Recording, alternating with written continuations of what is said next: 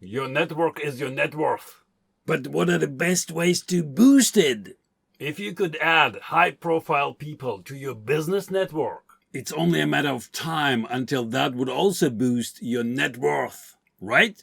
But in the previous video of this series, we've talked about the best ways to increase your chances of getting lucky in business. And don't you think that adding high-profile people to your network is one of those things you can use to actively boost your luck in your chances to succeed? But that's easier said than done. What are the pitfalls you have to avoid?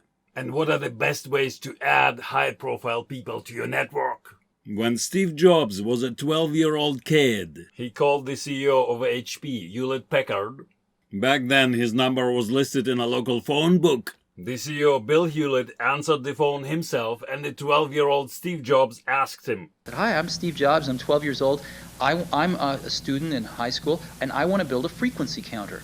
And I was wondering if you had any spare parts I could have." Bill Hewlett laughed and gave the 12-year-old Steve Jobs the spare parts to build his frequency counter. But Bill Hewlett didn't stop there. He also gave that 12-year-old Steve Jobs a job working on the assembly line, putting nuts and bolts together on frequency counters. He gave him a job in a place that built the very things 12-year-old Steve Jobs wanted to build.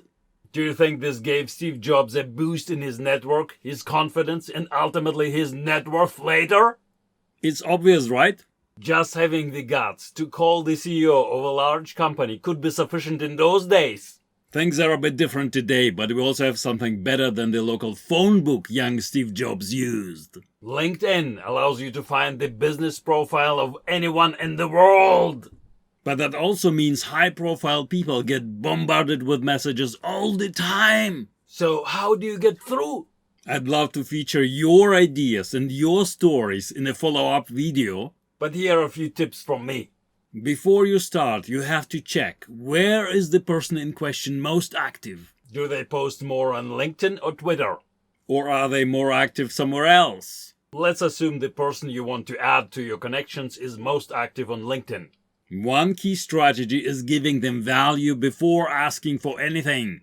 But how do you give value to a high-profile person, or anyone for that matter? When someone is posting on social media, the currency is comments, likes, and shares.